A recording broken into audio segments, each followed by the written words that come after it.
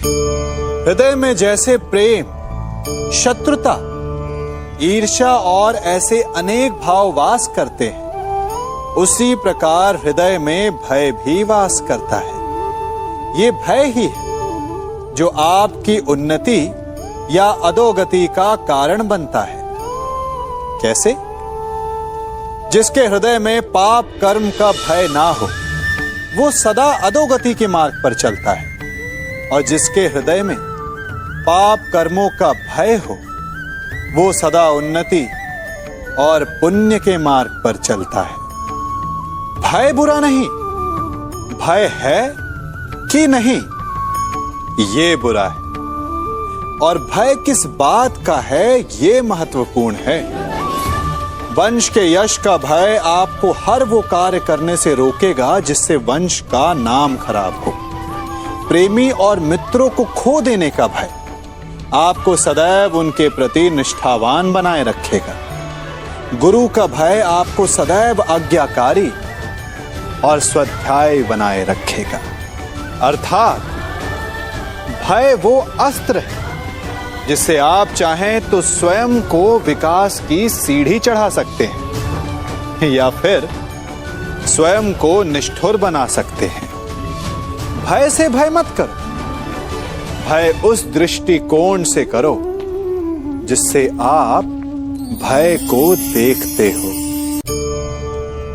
हमने एक बात अपने माता पिता, अपने बड़ों से, अपने बुजुर्गों से सुनी ही होगी कि संगति का प्रभाव मनुष्य पर पड़ता ही है। यदि वर्षा की एक बूंद सीप के मुख में जाए तो वो मोती बन जाती है, और यदि वही वर्षा की एक बूंद सर्प के मुख में जाए तो विष। तो क्या यही सत्य है? नहीं। आपने कभी चंदन के वृक्ष को देखा है? उस पर सर्प विचरण करते हैं, विषधर उससे लिपटे रहते हैं, परंतु फिर भी चंदन का वृक्ष विषैला नहीं होता। वो तब भी सुगंध देता है और पवित्र माना जाता है। तो इसका रहस्य क्या है कि वर्षा की बूंद पर संगति का प्रभाव पड़ता है और चंदन के वृक्ष पर नहीं? इसका रहस्य है आत्मबल। वर्षा की बूंद वातावरण के अनुसार स्वयं को बदल लेती है, इसीलिए उसकी संगति ही उसका प्रारब्ध बन जाती है। परंतु चंदन का वृक्ष अपना व्यक्तित्व, अपना गुण नहीं खोता। इसीलिए यदि आप में आत्मबल हो, आपका मन दृढ़ हो, तो बुरी से बुरी कुसंगति भी आपका कुछ नहीं बिगाड़ सकती। सिंह को जंगल का राजा कहते हैं। सभी पशु पक्षी उसका बल मानते हैं, उससे भयभीत रहते हैं, परंतु सिंह को भी अपने भोजन के लिए आखेट करना पड़ता है, घात लगानी पड़ती है, बड़ी दूर तक उसे अपने शिकार का पीछा करना पड़ता है, और तब जाकर उसे भोजन मिलता है। और कई बार उसके ये कठिन प्रयास भी असफल होते हैं। यदि सिंह ये सोचकर बैठ जाए कि मैं तो वन का राजा हूं, मेरा भोजन स्वयं मेरे मुख में आकर गिर जाए, तो वो भूखे मर जाएगा। क्या समझे? राजा हो या रंक, उद्यम सभी को करना पड़ता है, क्योंकि मेहनत, परिश्रम यही तो सफलता की कुंजी है। यदि जल पाना है तो कुआं खोदने में पसीना बहाना ही होगा। यदि सफलता पानी तो रात दिन परिश्रम करना होगा। बिना परिश्रम के तो देवों को भी अमृत नहीं मिलता। इसलिए परिश्रम कीजिए, आज नहीं तो कल सफलता अवश्य मिलेगी। एक मनुष्य सदैव शांति और अपनी स्वतंत्रता चाहता है, परंतु जैसे उसे यह अधिकार मिलता है, वो दूसरों का प्रभुत्व छीन लेना चाहता है। वो उनका अधिकार, उनकी स्वतंत्रता को छीन लेना चाहता है। वो ऐसा अपने आनंद, अपने लाभ के लिए करता है। अपने लाभ के लिए वो दूसरों का शोषण करता है। जो आलोचना नहीं करता उन पर अधर्म करता है। परंतु वही मनुष्य एक बात का स्मरण रखना भूल जाता है कि उसके कर्म ही उसे उसका फल भी देंगे। उसका प्रारब्ध उसे उसके मंतव्य तक अवश्य लेकर जाएगा। वर्षा का जल चाहे सागर में मिले या माटी में, परंतु समय के सूर्य की किरण उसी जल को वष्प में परिवर्तित भी कर देती है। इसीलिए किसी भी मनुष्य की विनम्रता का इतना अधिक लाभ ना उठाएं कि वो उग्र हो उठे। मनुष्य के जीवन में कई चिंताएं हैं। आज युवा हैं, कल बूढ़े हो जाएंगे, तब क्या होगा? आज सफल हैं, कल असफल हो जाएंगे, हार जाएंगे, तब क्या होगा? आप कहेंगे यही उचित है, यही तो मनुष्य के जीवन की वास्तविक समस्याएं हैं। नहीं, मनुष्य के जीवन की ये वास्तविक समस्याएं नहीं, ये केवल आभासी समस्याएं हैं, आपके मन की उत्पाद है। मनुष्य की हार तब नहीं होती जब उसे विजय प्राप्त नहीं होती। मनुष्य की हार तब होती है जब वो विजय प्राप्त करने की आशा को ही छोड़ बैठे। मनुष्य बूढ़ा तब नहीं होता जब वो लक्ष्य साधने में असमर्थ हो जाए। मनुष्य बूढ़ा तब होता है जब वो नए लक्ष्य साधना छोड़ दे।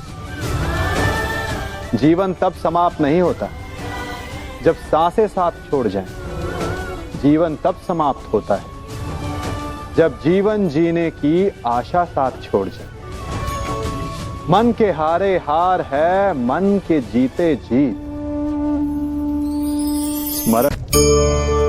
जीवन में सफल कौन नहीं होना चाहता? पद में, प्रतिष्ठा में आकाश जैसी ऊंचाई किसे नहीं चाहिए? स्थिरता में भूमि जैसी दृढ़ता किसे नहीं चाहिए? सभी को चाहिए। परंतु सफलता का पुष्प अपने साथ अहंकार का कांटा भी लाता है। सफलता आपको आनंद देती है, उपलब्धि आपको गर्व देती है, और फिर यही आनंद धीरे धीरे अहंकार में परिवर्तित हो जाता है, फिर अतिक्रमण में, और अंततः अन्याय में। और यहीं से सफलता का नाश प्रारंभ हो जाता है। यदि आप चाहते हैं कि आपकी सफलता लोगों की दृष्टि में सम्मान बनकर रहे, लोगों के मन में शूल बनकर नहीं, तो ये आप वृक्ष से सीखिए। फलों से लदने के पश्चात वो झुक जाता है। उसी प्रकार सफलता मिलने पर विनम्रता अधिक आवश्यक है।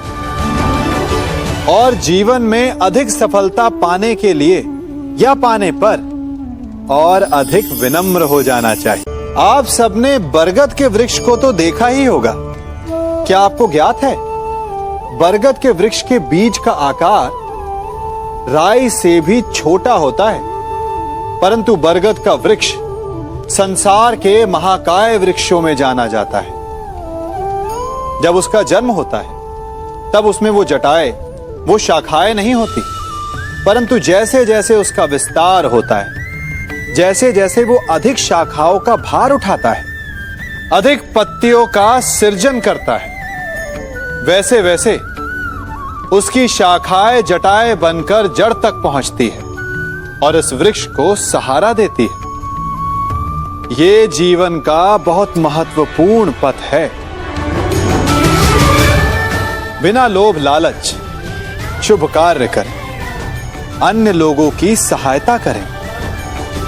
धीरे धीरे आपने जिनकी सहायता की वो आपके सहायक बनते जाएंगे, आपकी जड़ों को और बलशाली बनाएंगे, आयु मान और आकार बढ़ाएंगे। सहजीवन, सहायता और निष्काम कर्म आपको मृत्यु के पश्चात भी मरने नहीं देगा। संसार में सबसे अधिक घाव किससे हो सकता है?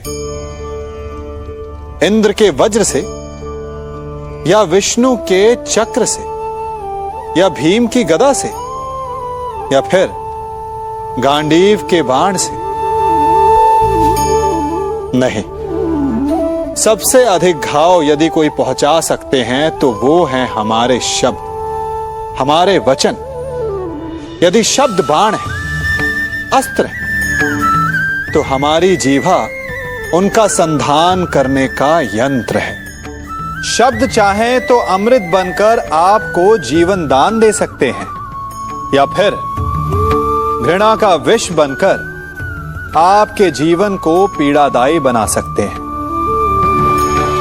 ये शब्द ही हैं जिनके घाव का किसी भी वैद्य के पास कोई उपचार नहीं। इसलिए जो वस्तु जितनी घातक होती है, वही वस्तु उतनी ही अमूल्य भी होती है, और वचन सबसे अमूल्य होते हैं। इसलिए मीठी बोली बोलने का प्रयास कीजिए, अपने हृदय की तुला से तौल कर वचन बोलने का प्रयास कीजिए। जीवन में समस्याओं से कौन घिरा रहना चाहता है? कौन कठिनाइयों से घिरा रहना चाहता है? कोई नहीं। आप भी ऐसा नहीं चाहेंगे? तो ऐसा करने के लिए आप क्या करते हैं? सोचिए, मैं बताता हूं। ऐसा करने के लिए अधिकतर लोग कठिनाइयों से दूर भागते हैं, समस्याओं से दूर रहते हैं, और यही आप सबसे बड़ी भूल कर बैठते हैं। समस्याएं ऐसे जंगली पशु के समान होती है, जिससे आप जितना दूर भागेंगे वो उतना ही विकराल रूप धारण कर लेगी और अंततः आपका अंत कर देगी। तो इस समस्या से कैसे बचा जाए? इसका हल क्या है? इस समस्या का हल है कि आप अपने परिश्रम से, अपनी लगन से, अपनी दृढ़ता से उस समस्या को छोटा कर दें। यदि नाविक को कुशल खेवैया बनना है तो वो शांत समुद्र में नहीं बन सकता, उसे तूफान का सामना करना पड़ता है। स्मरण रखिएगा, हम सबके जीवन में एक समस्या अवश्य आती है कि किसके समक्ष झुका जाए और किसके समक्ष ना झुका जाए। अधिकतर लोग ये कहते हैं कि एक स्वाभिमानी किसी के समक्ष नहीं झुकता, तो कुछ लोग ये कहते हैं कि जिसका आकार बड़ा होता है वो झुका हुआ है। विभिन्न मत हैं इस विषय में, परंतु सत्य क्या है?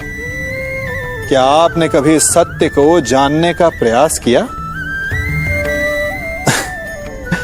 विचित्र पहेली है ना? वास्तविकता में ये सब परिस्थिति जन्य है। परिस्थिति के अनुसार झुकना भी उचित है और परिस्थिति के अनुसार ना झुकना भी। यदि आपको ऐसा लगे कि ये बात अनुचित है, आपके मन, आपकी आत्मा से ये स्वर उठे कि ये अनुचित है, तो ना झुकिए। ऐसा करना आपकी आत्मा को उठा देगा। और यदि आपको ऐसा लगे कि किसी की बात उचित है, परंतु अपनी आयु, अपने पद, अपने अहंकार के कारण उस बात को आप मान नहीं पा रहे, तो तुरंत नतमस्तक हो जाइए, तुरंत झुक जाइए, क्योंकि ऐसा करने से आपके अहंकार का आकार कम हो जाएगा और आपके व्यक्तित्व का कद और बढ़ जाएगा।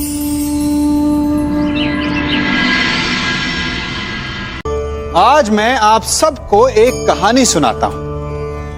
एक दिन गोकुल में दो व्यापारी आए। एक व्यापारी शहद का था, बड़ा मीठा शहद था उसका, परंतु वो गोकुल में टिक नहीं पाया। उसके व्यापार ने घाटा खाया और शीघ्र ही वो गोकुल छोड़कर चला गया। और दूसरा व्यापारी मिर्च का था। पहले दिन वो एक पोटली लाया और दूसरे ही दिन वो पूरी बैलगाड़ी भर कर लाया और धीरे धीरे पूरी मथुरा में उसकी धाक जम गई। मुझे बड़ा आश्चर्य हुआ, तो मैंने बाबा से पूछा कि ऐसा क्यों कि एक मीठे शहद का व्यापारी कंगाल हो गया और एक मिर्च का व्यापारी धीरे धीरे नगर सेठ बन गया। बाबा मुस्कुराए और उन्होंने कहा कि मीठी बोली बोलने वाले की तीखी मिर्च भी बिक जाती है और जो कड़वी बोली बोलता है उसका मीठा शहद भी नहीं बिकता। वाह, कितने उत्तम विचार हैं उनके, और उचित ही है। मनुष्य अपने जीवन में सदैव अपने वचनों से उठता है और अपने वचनों से ही गिरता है। इसलिए अपने जीवन में सदैव मीठी बोली बोलने का प्रयास कीजिए। हम कौन हैं? हमारा अस्तित्व क्या है? हम क्या हैं और क्या बन सकते हैं? यह बड़ा विचित्र प्रश्न है, परंतु उतना ही महत्वपूर्ण भी। मनुष्य सदा अपने वर्तमान प्रारब्ध के लिए अपने अतीत को उत्तरदायी ठहराता है, अपने जन्म को, अपने परिवार को उत्तरदायी ठहराता है। परंतु तनिक सोचिए, एक कमल जो कीचड़ में खिलता है, वही कमल भगवान की मूरत पर शोभित होता है।